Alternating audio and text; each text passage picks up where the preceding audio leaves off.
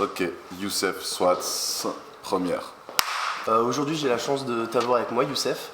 Tu es le grand gagnant de cette troisième saison de Nouvelle École. Tu as 26 ans, mais déjà plus de 10 ans de carrière, Ouais. artiste belge. Comment tu vas? Ben, ça va très bien, je suis très content d'être là à Metz pour mon premier concert ici. Donc très content, ça va être cool. Ouais, super hâte de voir ça. Euh, Moi, la rencontre que j'ai faite avec ta musique, c'était sur scène. C'était l'été 2022 à Lollapalooza. Ah oui, je m'en rappelle, ouais, je m'en rappelle très bien. J'attendais vraiment A$AP Rocky toute la journée. Ouais, Et à un moment, j'entends une prod sur une scène et je me dis, mais qui ose rapper sur la prod de Youssoupha, Kerry James et Medine Ouais. sur le jour où j'arrêterai le rap? ouais, Et finalement, j'ai pas été déçu. ouais. Et je t'ai découvert à ce moment-là avec une phrase qui m'a marqué, c'était avec l'argent de l'Aïd, je me suis acheté mon tout premier Shakur. Exact, Et ouais. je me suis dit, il est bon quand même, il est bon, il a été à la hauteur. C'est Et validé. c'est le moment où je suis monté dans le train. Et franchement, je me suis dit, grand artiste en devenir. Magnifique. Et 2 ans plus Et tard, voilà, t'as eu la vision. 2 ans C'est plus stylé. tard, j'aurais dû te signer. Trop bien, de ouf. T'es un artiste qui a fait énormément de scènes. Ouais. On l'a vu jusqu'au Sénégal, et puis là tu l'as annoncé une date au Maroc prochainement. Oui, exactement. C'est quoi ton rapport à la scène? C'est important pour toi? Bah ouais, pour moi la scène c'est vraiment ma partie préférée dans tout ce que je peux faire dans la musique et tout, beaucoup plus que le studio ou la promo, etc. C'est vraiment pour moi la scène c'est ce qui permet en fait de cristalliser dans la vraie vie tout ce que tu fais derrière en fait. Et je trouve que bah, après avoir vécu toute cette folie avec Nouvelle École, toute cette tempête à la fois médiatique, etc., toute la pression, le stress et tout, je trouve que les concerts c'est vraiment ce qui me permet de réaliser vraiment ce qui arrive. Parce qu'en fait, tu vois, tu as un rapport aux chiffres, aux stats, aux réseaux sociaux, au buzz, aux interviews et tout qui est assez disproportionné, tu vois, et même les chiffres n'ont plus aucun sens tellement ça s'est emballé très vite. Mais par contre, quand je vois vraiment les gens qui achètent des tickets, qui viennent au concert, qui ont rempli des salles partout, en France, en Suisse, Belgique, ouais, on est parti en Algérie, au Maroc, et là c'est pas fini, il y a encore d'autres pays qui tombent, je me dis, ah ouais, ok, c'est réel ce qui est en train de se passer. Donc, C'est non, plus que clairement, des j'adore. chiffres. Ouais. Tu dis que tu préfères ça au studio. Le studio, c'est quelque chose où tu passes. Enfin, c'est un endroit où tu passes beaucoup de temps en ce moment, j'imagine. Ouais. T'es quand même assez attendu. Ton approche à l'écriture, elle est très personnelle, très introspective. Et moi, je me demandais, c'est quoi ton processus d'écriture? Comment tu fais pour réussir à mettre autant de toi dans tes textes et réussir à garder un mental assez stable? Parce que quand même, c'est très profond et très deep, c'est ce que tu dis Ouais. par moment. Ce qui est particulier, c'est que en vrai, le processus d'écriture, paradoxalement, c'est pas le fait d'écrire, en tout cas pour créer des chansons, le fait d'écrire très concrètement, donc vraiment là, posé sur mes notes et de me mettre à gratter, c'est la fin du processus. Et en vrai, tout commence avant, dans la manière de s'inspirer, de réfléchir à des thèmes, réfléchir à des histoires, à des points de vue, à noter des choses. Donc en fait, souvent, j'ai des idées de thématiques à explorer, ou alors j'ai des prods que j'écoute, que je laisse tourner. Et après, le vrai taf, c'est surtout de vivre des choses, parce qu'en vrai, si j'étais juste enfermé dans un studio toute la semaine, j'aurais rien à raconter. Donc en vrai, pour écrire, j'ai besoin de vivre des trucs, de lire, de regarder des films, d'écouter du son, de discuter avec des gens. Et donc pour moi, c'est surtout ça le process. Et ouais, je pense que là, dernièrement, j'essaie surtout d'essayer de trouver des choses, de ne pas me répéter et tout, parce que tu peux vite tourner en rond un peu dans les thèmes que tu explores et tout. Donc pour moi, c'est surtout ça le challenge en ce moment. Ok. Et ton écriture, elle a toujours été un peu engagée. Et au-delà de ça, même toi, t'es un artiste engagé complètement. On t'a vu participer à des clean walk, aller faire des ateliers d'écriture, autant dans des établissements scolaires qu'en hôpitaux psychiatriques ou en prison. C'est l'engagement au sein de tes textes.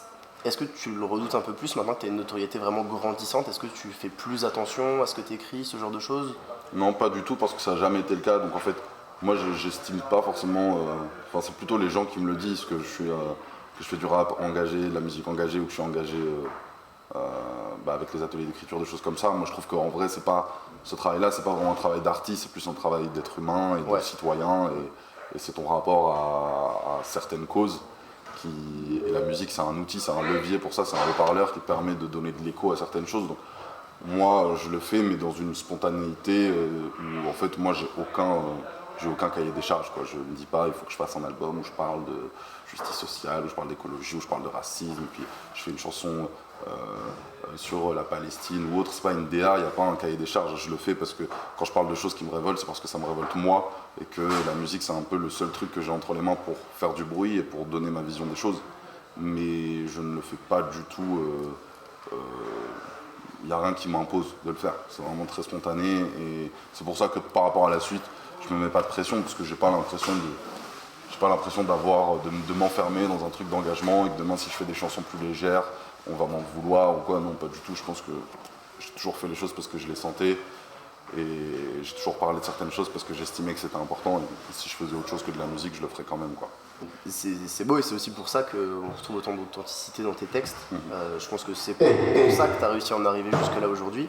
Et pour revenir rapidement une dernière fois sur Nouvelle École, cette victoire, au-delà de tout l'aspect médiatique et financier que ça a dû changer à ta vie, sur le plan humain, est-ce que tu as ressenti des modifications dans ta façon de vivre, de communiquer? Non, justement, franchement, en fait, j'ai tellement eu le temps de me préparer à ça et d'appréhender tous les aspects de ma vie qui allaient changer avec Nouvelle École, que finalement, après coup, je me rends compte que ça va. En fait, t'as cette impression de, tu vois, moi j'ai eu quand même 7 à 8 mois pour me préparer à ce truc.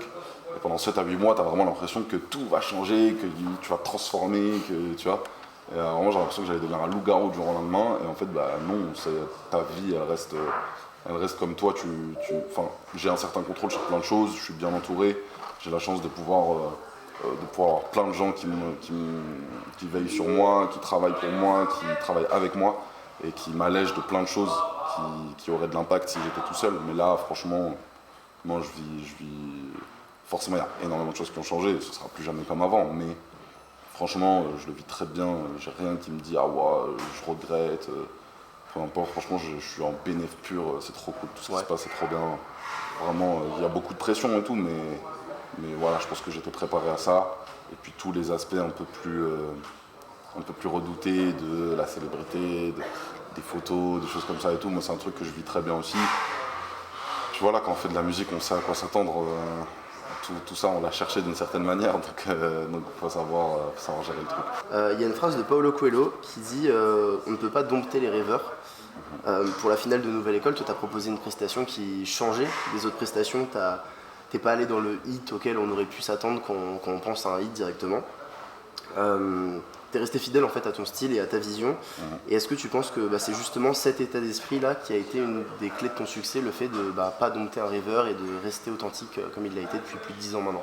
Ouais, bah si, complètement. Je pense que ça a été la clé de voûte de ma victoire. C'est le fait d'avoir eu assez de recul, parce que je ne l'avais pas à la base, mais c'est particulièrement ma mère qui, pendant le tournage, m'a un peu donné ce recul-là de faut que tu fasses un son, que tu restes toi-même et tout, alors que moi j'ai failli tomber dans le truc d'essayer de faire un hit et tout, parce que je manquais de recul.